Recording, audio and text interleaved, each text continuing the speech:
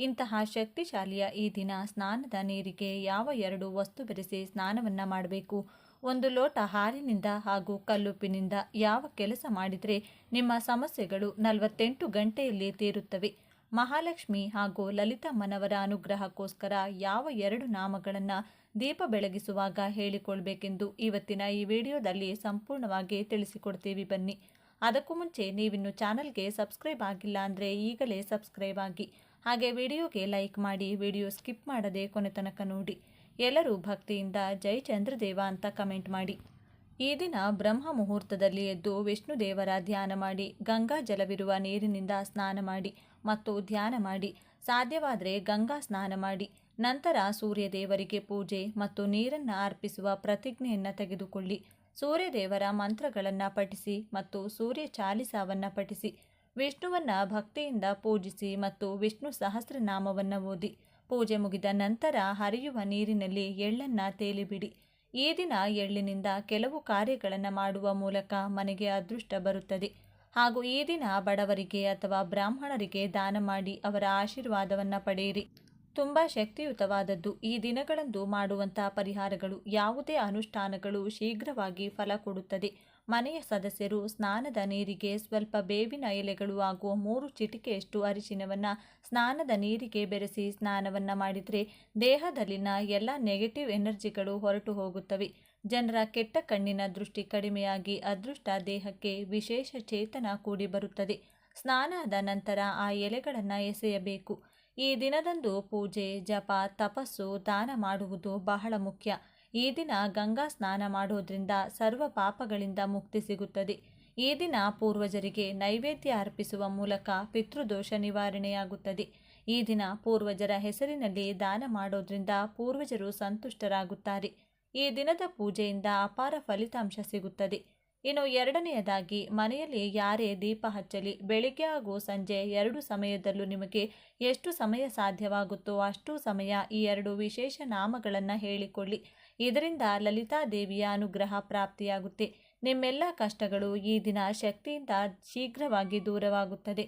2 ನಾಮಗಳನ್ನು ಮೊದಲು ಒಂದು ಪುಸ್ತಕದಲ್ಲಿ ಬರೆದಿಟ್ಟುಕೊಳ್ಳಿ. ಈ ನಾಮಗಳು ಹೀಗಿವೆ: ಸಮುದ್ರ ರಾಜತನಯಾಯೇ ನಮೋ ನಮಃ. ಈ ಒಂದು ನಾಮವನ್ನು ಲಕ್ಷ್ಮೀ ದೇವಿಯನ್ನ ನೋಡುತ್ತಾ ಹೇಳಿದರೆ ಲಕ್ಷ್ಮಿಯ ಕೃಪೆಯಿಂದ ನಿಮ್ಮ ಕೋರಿಕೆಗಳು ನೆರವೇರುತ್ತವೆ. ಮಹಾಲಕ್ಷ್ಮಿ ಅಮ್ಮನವರಿಗೆ ಈ ದಿನವೆಂದರೆ ಬಲು ಪ್ರಿಯ. ಈ ದಿನ ಅಮ್ಮನವರ ಪ್ರೀತಿಗೋಸ್ಕರ ಪಾಯಸ ಪ್ರೀತಿಯಿಂದ ನೈವೇದ್ಯವಾಗಿ ಮಾಡಿ ಅರ್ಪಿಸಿ ಅಮ್ಮನವರಿಗೆ ನಮಸ್ಕಾರ ಮಾಡಿಕೊಳ್ಳಿ. ಹಾಗೆಯೇ ಲಲಿತಾ ದೇವಿಯನ್ನು ಸ್ಮರಿಸಿಕೊಂಡು ಈ ಒಂದು ನಾಮವನ್ನು ಹೇಳ್ಕೋಬೇಕು: ಓಂ ಶ್ರೀ ಮಾತಾ ಶ್ರೀ ಮಹಾರಾಜ್ಞಿ ಶ್ರೀ ಮತ್ಸಿಂಹಾಸಿನೇಶ್ವರಿ ನಮಃ. 2 ನಾಮಗಳನ್ನು ಬೆಳಿಗ್ಗೆ ಹಾಗೂ ಸಂಜೆ 2 ಸಮಯದಲ್ಲೂ ದೀಪಾರಾಧನೆ ಮಾಡುವಾಗ ಹೇಳಿಕೊಳ್ಬೇಕು. ಜ್ಯೋತಿಷ್ಯ ಶಾಸ್ತ್ರದ ಪ್ರಕಾರ ಈ ದಿನದಂದು ದಾನ ಮಾಡುವುದು ತುಂಬ ಪ್ರಯೋಜನಕಾರಿ ಎಂದು ಪರಿಗಣಿಸಲಾಗಿದೆ. ಈ ದಿನದಂದು ಬಡವರಿಗೆ ಆಹಾರವನ್ನು ದಾನ ಮಾಡೋದ್ರಿಂದ ಜೀವನದಲ್ಲಿ ಸಂತೋಷ ಮತ್ತು ಸಮೃದ್ಧಿ ಉಂಟಾಗುತ್ತದೆಂದು ನಂಬಲಾಗಿದೆ. ಕೆಲಸಗಳಲ್ಲಿ ಬರುವ ಅಡೆತಡೆಗಳಿಂದ ಮುಕ್ತಿ ಸಿಗುತ್ತದೆ. ಇದಲ್ಲದೆ ಈ ದಿನ ಇರುವೆಗಳಿಗೆ ಸಕ್ಕರೆಯನ್ನು ಆಹಾರವಾಗಿ ನೀಡಿದರೆ ಲಕ್ಷ್ಮೀ ದೇವಿ ಪ್ರಸನ್ನಳಾಗುತ್ತಾಳೆ. ಇನ್ನು ಮೂರನೆಯದಾಗಿ, ಒಂದು ಹಳದಿ ಬಟ್ಟೆಗೆ ನಿಮ್ಮ ಕೈನಿಂದ ದೊಡ್ಡ ಉಪ್ಪು ಅಂದರೆ ಕಲ್ಲುಪ್ಪನ್ನು 1 kgಯಷ್ಟು ತುಂಬಿಸಿ ಮೂಟೆಯ ರೀತಿ ಕಟ್ಟಿ ನಿಮ್ಮ ಮನೆಯ ಯಾವುದೇ ಕೋಣೆಯಲ್ಲಿ ಈಶಾನ್ಯ ದಿಕ್ಕಿಗೆ ನೇತು ಹಾಕಬೇಕು. ಮೂಟೆಯನ್ನು ನೇತು ಹಾಕುವಾಗ ಯಾವ ಸಮಸ್ಯೆಗೆ ಪರಿಹಾರ ಬೇಕೆಂದು ಮನಸ್ಸಿನಲ್ಲಿಯೇ ಕೇಳಿಕೊಳ್ಬೇಕು. ಕಲ್ಲುಪ್ಪಿಗೆ ಪರಿಹಾರ ಶಾಸ್ತ್ರದಲ್ಲಿ ವಿಶೇಷ ಮಹತ್ವವಿದೆ. ಉಪ್ಪಿನಿಂದ ಮಾಡುವ ಪರಿಹಾರಗಳು ಶೀಘ್ರವಾಗಿ ಫಲ ಕೊಡುತ್ತವೆ. ಈಶಾನ್ಯದಲ್ಲಿ ನೇತು ಹಾಕಿದ ಉಪ್ಪಿನ ಮೂಟೆಯನ್ನು 48 ಗಂಟೆಗಳ ಕಾಲ ಯಾರೂ ಕೂಡ ಸ್ಪರ್ಶ ಮಾಡಬಾರದು, ಕದಲಿಸಬಾರದು. 48 ಗಂಟೆಗಳು ಆದ ನಂತರ ಆ ಮೂಟೆಯನ್ನು ಹರಿಯುವ ನೀರಿನಲ್ಲಿ ಅಥವಾ ಯಾರೂ ಓಡಾಡದೇ ಇರುವ ಜಾಗದಲ್ಲಿ ಹಾಕಿ ಮನೆಗೆ ಬರಬೇಕು. ನೀವು ಹಣಕಾಸಿನ ಅಡೆತಡೆ ಬಗ್ಗೆ ಕೇಳಿಕೊಂಡ್ರೆ ಹಣದ ಎಲ್ಲ ಸಮಸ್ಯೆಗಳು ದೂರವಾಗುತ್ತೆ. ಆರೋಗ್ಯ, ವಿದ್ಯೆ, ವ್ಯಾಪಾರ, ಸಂಸಾರ, ಮನೆಯ ನೆಮ್ಮದಿ, ಯಾವುದೇ ಕೋರಿಕೆಯ ಬಗ್ಗೆ ಹೇಳಿಕೊಂಡಿದ್ರೂ ಆ ಸಮಸ್ಯೆಗೆ 48 ಗಂಟೆಯಲ್ಲಿ ಒಂದು ದಾರಿ ಅಥವಾ ಪರಿಹಾರದ ಹಾದಿ ನಿಮಗೆ ಕಾಣಿಸುತ್ತದೆ. ಈ ಕೆಲಸವನ್ನು ಅಮಾವಾಸ್ಯೆ ದಿನ ಬೆಳಿಗ್ಗೆ 6 ಗಂಟೆಯಿಂದ 11 ಗಂಟೆ 30 ನಿಮಿಷದ ಒಳಗಾಗಿ ಮಾಡಿಕೊಳ್ಬೇಕು. ಈ ದಿನದಂದು ಶಿವ ಮತ್ತು ಪಾರ್ವತಿ ದೇವಿಯನ್ನು ಪೂಜಿಸುವ ಸಂಪ್ರದಾಯವಿದೆ. ಈ ದಿನ ಪೂರ್ವಜರು ಸೂರ್ಯಾಸ್ತದವರೆಗೆ ವಾಯುವಿನ ರೂಪದಲ್ಲಿ ಮನೆ ಬಾಗಿಲಲ್ಲಿಯೇ ಇದ್ದು ತಮ್ಮ ಕುಟುಂಬದಿಂದ ತರ್ಪಣ ಮತ್ತು ಶ್ರಾದ್ದವನ್ನು ಬಯಸುತ್ತಾರೆಂದು ನಂಬಲಾಗಿದೆ. ಆದ್ದರಿಂದ ಈ ದಿನ ಪವಿತ್ರ ನದಿಯಲ್ಲಿ ಸ್ನಾನ ಮಾಡಿ ಮತ್ತು ಅನ್ನವನ್ನು ಅರ್ಪಿಸಿ ಮನೆಯಲ್ಲಿ ಬ್ರಾಹ್ಮಣರಿಗೆ ನಿಮ್ಮ ಕೈಲಾದಷ್ಟು ದಾನ ಮಾಡಿ. ಹೀಗೆ ಮಾಡೋದ್ರಿಂದ ಆಯಸ್ಸು ವೃದ್ಧಿಯಾಗುತ್ತದೆ ಮತ್ತು ಕುಟುಂಬದಲ್ಲಿ ಸುಖ ಸಮೃದ್ಧಿ ಇರುತ್ತದೆ. ಇನ್ನು ಕೊನೆಯದಾಗಿ 4ನೆಯದಾಗಿ 1 ಲೋಟ ಆಗಿನಿಂದ ರಾತ್ರಿ ಸಮಯ ಈ ಚಿಕ್ಕ ಕೆಲಸ ಮಾಡಿದರೆ ನಿಮ್ಮ ಯಾವುದೇ ಕಠಿಣ ಕೋರಿಕೆಗಳಿರಲಿ ಲಲಿತಾದೇವಿಯ ಅನುಗ್ರಹದಿಂದ ನೆರವೇರುತ್ತದೆ. ದೇಹಕ್ಕೆ ವಿಶೇಷ ಬಲ, ಜೀವನಕ್ಕೆ ಅದ್ಭುತ ಅದೃಷ್ಟ ಪ್ರಾಪ್ತಿಯಾಗುತ್ತದೆ. ಏನು ಮಾಡಬೇಕು? ರಾತ್ರಿ 7 ಗಂಟೆಯಿಂದ 10 ಗಂಟೆಯ ಒಳಗೆ ಈ ಕೆಲಸವನ್ನು ಮಾಡಬೇಕು. 1 ಲೋಟ ಹಾಲನ್ನು ನಿಮ್ಮ ಕೈನಲ್ಲಿಡಿದು ಶ್ರೀ ಲಲಿತಾ ದೇವಿಯನ್ನು ಸ್ಮರಿಸಬೇಕು. ನಂತರ 5 ನಿಮಿಷಗಳ ಕಾಲ ಆ ಹಾಲನ್ನು ದೇವರ ಕೋಣೆಯಲ್ಲಿಟ್ಟು ನಂತರ ಮನೆಯವರೆಗೆ ಚಂದ್ರನ ಬೆಳಕಿನಲ್ಲಿಡಬೇಕು. ಲಲಿತಾ ಸಹಸ್ರನಾಮ ಪಾರಾಯಣ ಮಾಡಿ ಅಥವಾ ಮೊಬೈಲ್ನಲ್ಲಿ ಹಾಕಿಕೊಂಡು ಈ ಸಮಯದಲ್ಲಿ ನೀವು ಕೇಳಬೇಕು. ಸಹಸ್ರನಾಮ ಪೂರ್ಣವಾದ ನಂತರ ಮತ್ತೆ ಹಾಲನ್ನು ದೇವರ ಕೋಣೆ ಮನೆಯಲ್ಲಿ 5 ನಿಮಿಷಗಳ ಕಾಲ ಇಟ್ಟು ಮನೆಯ ಸದಸ್ಯರು ಆ ಒಂದು ಹಾಲನ್ನು ಪ್ರಸಾದದ ರೂಪದಲ್ಲಿ ಸ್ವೀಕರಿಸಬೇಕು. ಇದರಿಂದ ಚಂದ್ರನ ಅನುಗ್ರಹ, ಲಲಿತಾಮ್ಮನವರ ಅನುಗ್ರಹ ಪ್ರಾಪ್ತಿಯಾಗುತ್ತೆ. ನಿಮ್ಮ ಕೆಲಸ ಆಗುತ್ತದೋ ಇಲ್ಲವೋ ಎಂಬ ಕ್ಲಾರಿಟಿ ನಿಮಗೆ ಸಿಗುತ್ತದೆ. ಯಾವುದಾದರೂ ಕೋರಿಕೆ ಕೇಳಿ ಈ ವಿಧಾನವನ್ನು ಪಾಲಿಸಿದರೆ ಆ ಕೋರಿಕೆಗೆ ಇರುವಂತಹ ಅಡ್ಡಿಗಳು ದೂರವಾಗುತ್ತದೆ. ಯಾರಿಂದಲಾದರೂ ಮೋಸ ಹೋಗುವ ಸಾಧ್ಯತೆ ಇದ್ದರೆ ಎಚ್ಚರಿಕೆ ನಿಮಗೆ ಸಿಗುತ್ತದೆ. ಮಾನಸಿಕ ನೆಮ್ಮದಿ ಸಿಕ್ಕು ಅನೇಕ ವಿಧವಾಗಿ ಏಳಿಗೆಯನ್ನು ನೀವು ಕಾಣಬಹುದು. ಹಣಕಾಸಿನ ಸಮಸ್ಯೆ, ವಿದ್ಯೆಗೆ ಅಡೆತಡೆ, ಸಾಲದ ಸುಳಿ, ನಿತ್ಯ ಕಲಹ, ಅನಾರೋಗ್ಯದ ಸಮಸ್ಯೆಗಳು ಶೀಘ್ರವಾಗಿ ದೂರವಾಗುತ್ತದೆ.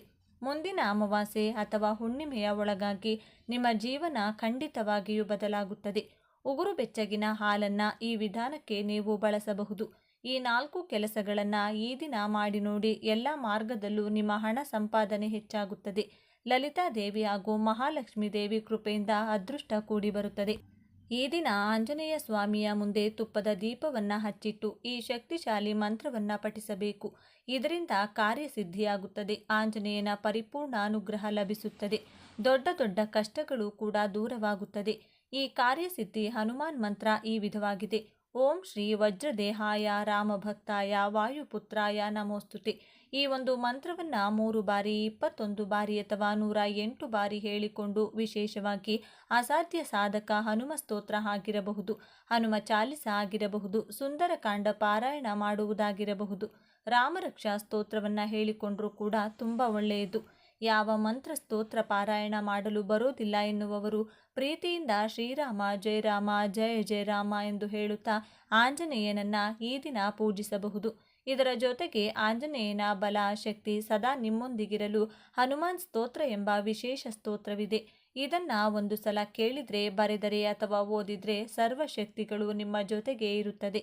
ಶತ್ರುಗಳಿಂದ ಆಗುವಂತಹ ತೊಂದರೆ, ದುಷ್ಟಶಕ್ತಿಗಳ ಕಾಟ ನಿಮ್ಮ ಹತ್ತಿರವೂ ಕೂಡ ಸುಳಿಯುವುದಿಲ್ಲ. ಸರ್ವಜಯವು ನಿಮ್ಮದಾಗುತ್ತದೆ. ಇದೆಲ್ಲದರ ಜೊತೆಗೆ ಆಂಜನೇಯ ಸ್ವಾಮಿಗೆ ಈ ದಿನ ಒಂದು ಚಿಕ್ಕ ವಸ್ತುವನ್ನು ನೀಡಿದರೆ ಮಾತು ಸರಿಯಾಗಿ ಸ್ಪಷ್ಟವಾಗಿ ಮಾತನಾಡಲು ಬರದ ಮಕ್ಕಳಿಗೆ ಸ್ಪಷ್ಟ ಮಾತು ಬರುತ್ತದೆ. ವ್ಯಾಪಾರ ಏಳಿಗೆ ಆಗದವರಿಗೆ ವ್ಯಾಪಾರದ ಜಯ, ಹಣದ ಕಷ್ಟವಿದ್ದವರಿಗೆ ಧನಲಾಭ, ಅನಾರೋಗ್ಯ ಇದ್ದವರಿಗೆ ಆರೋಗ್ಯ, ವಿದ್ಯೆಯ ಬಲ ಇಲ್ಲದವರಿಗೆ ವಿದ್ಯೆಯ ಶಕ್ತಿ ಲಭಿಸಿ ಉತ್ತಮೋತ್ತಮ ಫಲ ಲಭಿಸುತ್ತದೆ. ಇಷ್ಟೆಲ್ಲ ಫಲ ನೀಡುವಂತಹ ವಸ್ತು ಯಾವುದೆಂದರೆ ಗಂಟೆ. ಈ ದಿನದಂದು ಮರೆಯದೆ ನೀವಾಗಿರಬಹುದು ಅಥವಾ ಚಿಕ್ಕ ಮಕ್ಕಳ ಕೈನಲ್ಲಾಗಿರಬಹುದು ಒಂದು ಚಿಕ್ಕ ಗಂಟೆಯನ್ನು ದೇಗುಲಕ್ಕೆ ಕೊಡಿ ಅಥವಾ ಕೊಡಿಸಿ. ಇದರಿಂದ ಶುಭ ಫಲಗಳು ಪ್ರಾಪ್ತಿಯಾಗುತ್ತದೆ. ಇನ್ನು ಸಿಂಧೂರದಿಂದ ಆಂಜನೇಯ ಸ್ವಾಮಿಯ ದೇಗುಲದಲ್ಲಿ ಅರ್ಚನೆ ಮಾಡಿಸಿ ಆ ಸಿಂಧೂರವನ್ನು ಮನೆಗೆ ತಂದು ಎಳ್ಳೆಣ್ಣೆಗೆ ಬೆರೆಸಿ ದಿನವೂ ಹಣೆಗೆ ತಿಲಕವಾಗಿ ಇಡುತ್ತಾ ಬನ್ನಿ. ಆಂಜನೇಯ ಸ್ವಾಮಿಯು ಶಿವನ ಅಂಶ ಎಂದು ಹೇಳಲಾಗುತ್ತೆ. ಆದ್ದರಿಂದ ಈ ದಿನ ಶಿವನ ದರ್ಶನವನ್ನು ಮಾಡಿ ಹನುಮರಾಮ ಇಬ್ಬರನ್ನು ಕೂಡ ಸ್ಮರಿಸಿಕೊಳ್ಳಿ. ಆಂಜನೇಯ ಸ್ವಾಮಿಗೆ ತುಳಸಿ ದಳಗಳು, ಪಾರಿಜಾತ ಪುಷ್ಪ, ದಾಸವಾಳ ಪುಷ್ಪ, ಸೇವಂತಿಗೆಯನ್ನು ಈ ದಿನ ವಿಶೇಷವಾಗಿ ಅರ್ಪಿಸಿ ನಮಸ್ಕಾರ ಮಾಡಿಕೊಳ್ಳಿ. ಇನ್ನು ಈ ವಿಶೇಷ ದಿನದಂದು ಸತ್ಯನಾರಾಯಣ ಸ್ವಾಮಿ ಕತೆ ಕೇಳಿದರೆ, ಓದಿದರೆ ಅಥವಾ ಸತ್ಯನಾರಾಯಣ ಸ್ವಾಮಿ ಪೂಜೆ ಮಾಡಿಸುವುದು, ಪೂಜೆಯಲ್ಲಿ ಕೂರುವುದು ಮಾಡಿದರೆ ಸರ್ವ ವಿಧವಾದ ಜಾತಕ ದೋಷಗಳು, ದಾರಿದ್ರ್ಯ ದೋಷಗಳು ಕಳೆದು ಮನೆಯ ಏಳಿಗೆಯಾಗುತ್ತೆ. ಪೂಜೆ ಮಾಡಿಸಲು ಅಥವಾ ಸತ್ಯನಾರಾಯಣ ಸ್ವಾಮಿ ಕತೆ ಕೇಳಲು ಸಾಧ್ಯವಾಗದಿದ್ದವರು ನಿಮ್ಮ ಊರಿನಲ್ಲಿರುವಂಥ ಸತ್ಯನಾರಾಯಣ ಸ್ವಾಮಿ ದೇಗುಲವಿದ್ದರೆ ದರ್ಶನ ಮಾಡಿ ಬನ್ನಿ. ಅಥವಾ ಮನೆಯಲ್ಲಿಯೇ ಸತ್ಯನಾರಾಯಣ ಸ್ವಾಮಿ ಫೋಟೋ ಇಟ್ಟು ತುಪ್ಪದ ದೀಪ ಹಚ್ಚಿ ನಮಸ್ಕಾರವನ್ನು ಮಾಡಿಕೊಳ್ಳಿ. ಈ ವಿಡಿಯೋಗೆ ಒಂದು ಲೈಕನ್ನು ಕೊಟ್ಟು ಜೈ ಮಹಾಲಕ್ಷ್ಮೀ ದೇವಿ, ಜೈ ಲಲಿತಾ ದೇವಿ ಅಂತ ಬರೆದು ಪ್ರತಿಯೊಬ್ಬರಿಗೂ ಕೂಡ ಈ ವಿಡಿಯೋವನ್ನು ಶೇರ್ ಮಾಡಿ. ಹೆಣ್ಣು ಮಕ್ಕಳು ಕುಂಕುಮ ಇಟ್ಕೊಂಡ್ರೆ ಆ ಮನೆಗೆ ಮಹಾಲಕ್ಷ್ಮಿ ನಡೆದುಕೊಂಡು ಬರುತ್ತಾಳೆ ಎನ್ನುತ್ತಾರೆ ನಮ್ಮ ಹಿರಿಯರು. ಮನೆಯ ಗೃಹಿಣಿಯ ಹಣೆಯ ಮೇಲೆ ಕೆಂಪು ಕುಂಕುಮವಿದ್ರೆ ಆ ಮನೆ ಕಳೆಕಳೆಯಾಗಿರುತ್ತದೆ. ಆದರೆ ಅದೇ ಕುಂಕುಮದ ಗುಟ್ಟು ನಿಮ್ಮ ಮನೆಯ ದರಿದ್ರವನ್ನ, ಇಲ್ಲದ ತೊಂದರೆಗಳನ್ನು ಮತ್ತು ಆರ್ಥಿಕ ಸಂಕಷ್ಟಗಳನ್ನು ತರುತ್ತದೆ ಎಂದು ನಿಮಗೆ ಗೊತ್ತಾ? ಆಶ್ಚರ್ಯವಾಗ್ತಿದೆ ಅಲ್ವಾ? ಅದೇ ಬೊಟ್ಟು ಇಟ್ಟುಕೊಳ್ಳುವುದು ಶುಭಪ್ರದ ಅಲ್ವಾ? ಆದ್ದರಿಂದ ಕಷ್ಟಗಳು ಬರುವುದು ಹೇಗೆ ಎಂದು ನೀವು ಕೇಳಬಹುದು. ಹೌದು, ತಾಯಿ ಕುಂಕುಮ ಇಟ್ಕೊಳ್ಳುವುದು ಮಹಾಭಾಗ್ಯವೇ. ಆದರೆ ಆ ಕುಂಕುಮ ಇಟ್ಟುಕೊಳ್ಳುವ ವಿಧಾನದಲ್ಲಿ ನಮಗೆ ತಿಳಿಯದಂತೆ ಈ ಇಂದಿನ ಓಟದ ಆಧುನಿಕ ಜೀವನದಲ್ಲಿ ನಾವು ಮಾಡುವ ಸಣ್ಣ ಸಣ್ಣ ತಪ್ಪುಗಳೇ ನಮಗೆ ಶಾಪವಾಗಿ ಪರಿಣಮಿಸುತ್ತವೆ. ನಿಮ್ಮ ಮನೆಯಲ್ಲಿ ಯಾವಾಗಲೂ ಪತಿ ಪತ್ನಿಯರ ನಡುವೆ ಕಾರಣವಿಲ್ಲದೆ ಜಗಳಗಳು ನಡೆಯುತ್ತಿವೆ. ಎಷ್ಟೇ ಹಣ ಸಂಪಾದಿಸಿದರೂ ಅದು ನೀರಿನಂತೆ ಖರ್ಚಾಗಿ ಹೋಗುತ್ತಿದೆ. ನಿಮ್ಮ ಕೈಯಲ್ಲಿ ಹಣ ನಿಲ್ಲುತ್ತಿಲ್ಲವೇ? ನಿಮ್ಮ ಯಜಮಾನರಿಗೆ ಅಥವಾ ಮಕ್ಕಳಿಗೆ ಪದೇ ಪದೇ ಆರೋಗ್ಯ ಸಮಸ್ಯೆಗಳು ಬರುತ್ತಿವೆಯೇ? ಹಾಗಿದ್ರೆ ನೀವು ಪ್ರತಿದಿನ ಕುಂಕುಮ ಇಟ್ಕೊಳ್ಳುವಾಗ ಖಂಡಿತವಾಗಿಯೂ ಯಾವುದೋ ಒಂದು ದೊಡ್ಡ ತಪ್ಪು ಮಾಡ್ತಿದ್ದೀರಿ ಎಂದೇ ಅರ್ಥ. ಇಂದು ನಾನು ಹೇಳಲಿರುವ ಈ ವಿಷಯಗಳನ್ನು ಕೇಳಿದರೆ ನಿಮ್ಮ ಕಣ್ಣುಗಳು ತೆರೆದುಕೊಳ್ಳುತ್ತವೆ. ಅಯ್ಯೋ, ಇಷ್ಟು ದಿನ ಈ ಸಣ್ಣ ಸಣ್ಣ ತಪ್ಪುಗಳನ್ನು ಮಾಡಿ ನಮ್ಮ ಕೈಯಾರೆ ನಮ್ಮ ಮನೆಯ ಸೌಭಾಗ್ಯವನ್ನು ನಾವೇ ದೂರ ಮಾಡಿಕೊಂಡ್ವಾ ಎಂದು ನೀವು ಬೇಸರ ಪಟ್ಟುಕೊಳ್ಳುತ್ತೀರಿ. ಆದರೆ ಚಿಂತಿಸಬೇಡಿ, ಈ ವಿಡಿಯೋವನ್ನು ಎಲ್ಲೂ ಸ್ಕಿಪ್ ಮಾಡದೆ ಕೊನೆಯವರೆಗೂ ನೋಡಿ. ಏಕೆಂದರೆ ವಿಡಿಯೋದ ಮಧ್ಯದಲ್ಲಿ ಕುಂಕುಮ ಇಟ್ಟುಕೊಳ್ಳುವ ವಿಧಾನದ ಹಿಂದಿರುವ ದೊಡ್ಡ ವಿಜ್ಞಾನವನ್ನು ನಾನು ವಿವರಿಸುತ್ತೇನೆ. ಹಾಗೆಯೇ ವಿಡಿಯೋದ ಕೊನೆಯಲ್ಲಿ ನಿಮ್ಮ ಮನೆಗೆ ಹಿಡಿದಿರುವ ದರಿದ್ರವೆಲ್ಲವೂ ತೊಲಗಿ ಕುಬೇರ ಯೋಗ ಒಲಿಯುವಂತೆ ಮಾಡುವ ಒಂದು ಅದ್ಭುತವಾದ ಕುಂಕುಮದ ಪರಿಹಾರವನ್ನು ತಿಳಿಸುತ್ತೇನೆ. ಆ ಪರಿಹಾರವನ್ನು ಮಾಡಿದರೆ ಸಾಕು, ನಿಮ್ಮ ಮನೆಯಲ್ಲಿ ಕನಕ ಮಳೆ ಸುರಿಯುತ್ತದೆ. ಅದಕ್ಕಿಂತ ಮುಂಚೆ ನೀವು ನಮ್ಮ ಚಾನಲ್ನ ಮೊದಲ ಬಾರಿಗೆ ನೋಡ್ತಿದ್ರೆ ತಕ್ಷಣವೇ ಸಬ್ಸ್ಕ್ರೈಬ್ ಮಾಡಿಕೊಳ್ಳಿ. ಹಾಗೆಯೇ ನಿಮ್ಮ ಮನೆ ಯಾವಾಗಲೂ ಸಿರಿ ಸಂಪತ್ತಿನಿಂದ ಕಂಗೊಳಿಸಲಿ ಎಂದು ಮನಸಾರೆ ಆಶಿಸುತ್ತಾ ಕಮೆಂಟ್ನಲ್ಲಿ ಓಂ ಮಹಾಲಕ್ಷ್ಮಿಯೇ ನಮಃ ಅಥವಾ ಜೈ ಭವಾನಿ ಎಂದು ಬರೆಯಿರಿ. ಆ ಅಮ್ಮನವರ ಆಶೀರ್ವಾದ ನಿಮ್ಮ ಮೇಲೆ ಯಾವಾಗಲೂ ಇರುತ್ತದೆ. ಹಾಗೆ ನಮ್ಮ ವಿಡಿಯೋಗೆ ಒಂದು ಲೈಕ್ ಕೊಟ್ಟು ನಮ್ಮ ಚಾನಲ್ನ ಸಬ್ಸ್ಕ್ರೈಬ್ ಮಾಡಿಕೊಳ್ಳಿ.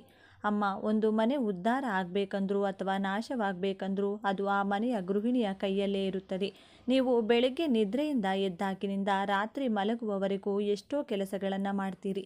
ಆದರೆ ಬೆಳಿಗ್ಗೆ ಸ್ನಾನ ಮಾಡಿದ ತಕ್ಷಣ ಕನ್ನಡಿಯ ಮುಂದೆ ನಿಂತು ನೀವು ಇಟ್ಟುಕೊಳ್ಳುವ ಆ ಕುಂಕುಮದ ಬೊಟ್ಟು ನಿಮ್ಮ ಇಡೀ ದಿನ ಹೇಗಿರಬೇಕು ಎಂಬುದನ್ನು ನಿರ್ಧರಿಸುತ್ತದೆ. ನಮ್ಮ ಮುಖದಲ್ಲಿ ಎರಡು ಹುಬ್ಬುಗಳ ಮಧ್ಯೆ ಇರುವ ಜಾಗವನ್ನು ಆಜ್ಞಾ ಚಕ್ರ ಎನ್ನುತ್ತಾರೆ. ಇದು ಸಾಕ್ಷಾತ್ ಶಿವ ಪಾರ್ವತಿಯರ ಸ್ಥಾನ. ನಮ್ಮ ದೇಹದಲ್ಲಿನ ಎಲ್ಲ ನುಡಿಗಳು ಇಲ್ಲೇ ಬಂದು ಸಂಧಿಸುತ್ತವೆ.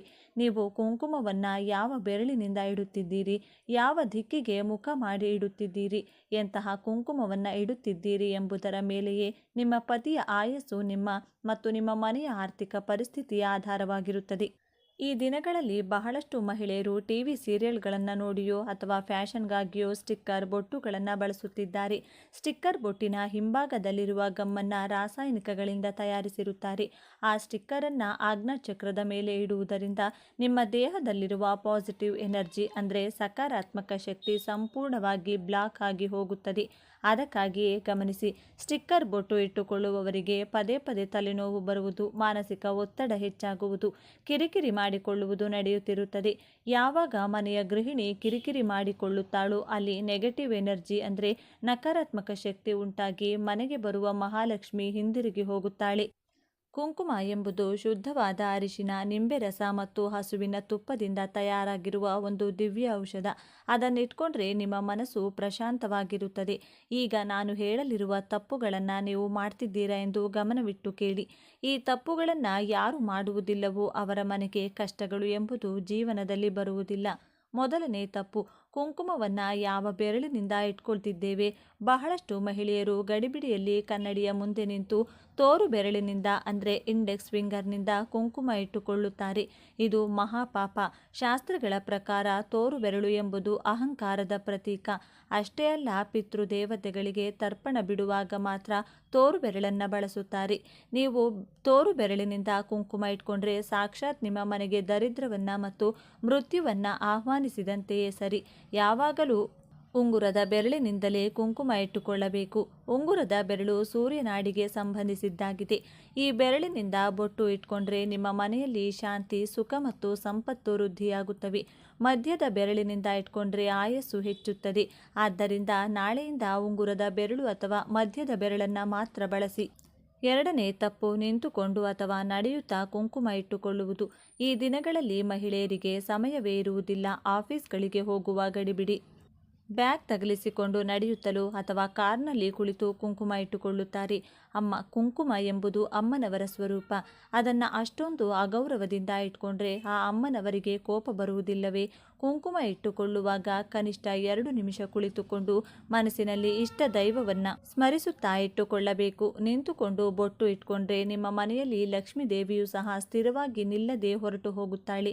ಸ್ಥಿರವಾಗಿ ಕುಳಿತು ಬೊಟ್ಟು ಇಟ್ಟುಕೊಳ್ಳುವ ಗೃಹಿಣಿಯ ಮನೆಯಲ್ಲಿ ಸಿರಿ ಸಂಪತ್ತುಗಳು ಸ್ಥಿರವಾಗಿರುತ್ತವೆ. 3ನೆಯ ತಪ್ಪು, ಕುಂಕುಮ ಕೆಳಗೆ ಉದುರುವುದು ಬಹಳಷ್ಟು ಮನೆಗಳಲ್ಲಿ ನಾನು ನೋಡುತ್ತೇನೆ. ಮಹಿಳೆಯರು ಬೊಟ್ಟು ಇಟ್ಟುಕೊಳ್ಳುವಾಗ ಕುಂಕುಮ ಕೆಳಗೆ ಉದುರುತ್ತದೆ.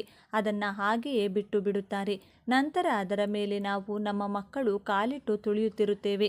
ಎಂತಹ ಘೋರವಿದು! ತಾಯಿ ಕೆಂಪು ಕುಂಕುಮ ಸಾಕ್ಷಾತ್ ರಜೋಗುಣಕ್ಕೆ ಮತ್ತು ಶಕ್ತಿಗೆ ಪ್ರತೀಕ.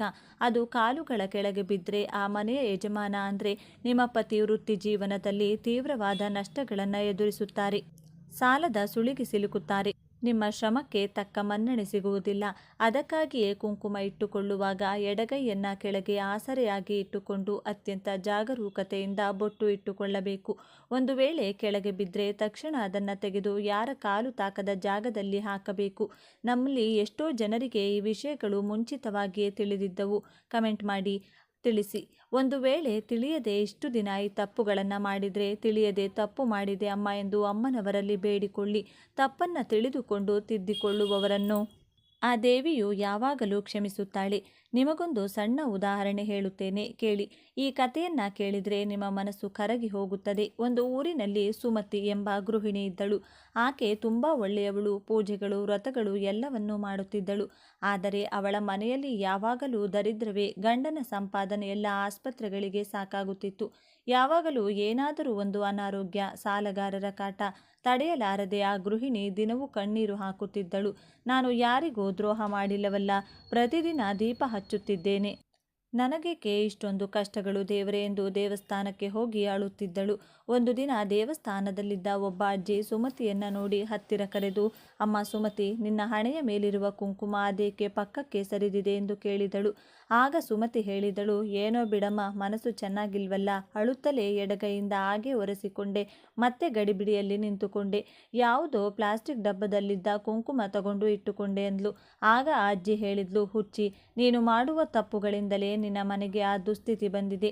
ಯಾವಾಗಲೂ ಕುಂಕುಮವನ್ನು ಎಡಗೈಯಿಂದ ಮುಟ್ಟಬಾರದು.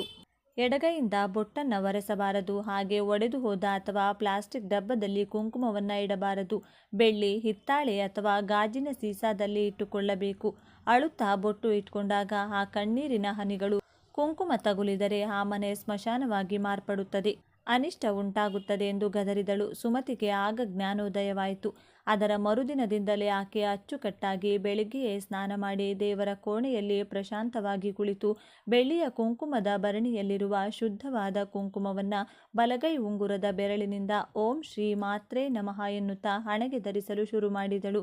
ನಂಬಿ ಅಥವಾ ಬಿಡಿ, ಕೇವಲ 41 ದಿನಗಳಲ್ಲಿ ಆ ಮನೆಯ ಪರಿಸ್ಥಿತಿಯೇ ಬದಲಾಗಿ ಹೋಯಿತು. ಗಂಡನಿಗೆ ಒಳ್ಳೆಯ ಕೆಲಸ ಸಿಕ್ಕಿತು. ಸಾಲವೆಲ್ಲ ತೀರಿ ಹೋಯಿತು.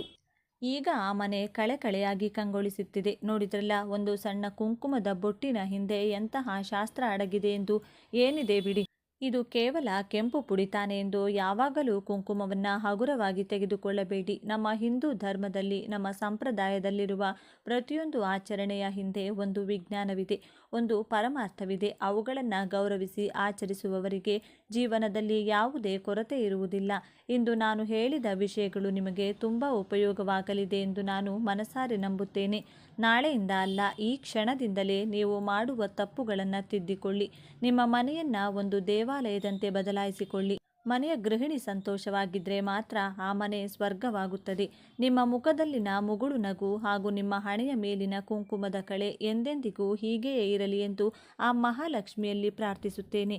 ಈ ವಿಡಿಯೋ ನಿಮಗೆ ಇಷ್ಟವಾದರೆ ಲೈಕ್ ಮಾಡಿ, ಶೇರ್ ಮಾಡಿ, ನಮ್ಮ ಚಾನಲ್ನ ಸಬ್ಸ್ಕ್ರೈಬ್ ಮಾಡಿಕೊಂಡು ಬೆಲ್ ಐಕಾನ್ ಕ್ಲಿಕ್ ಮಾಡಿ. ಧನ್ಯವಾದಗಳು.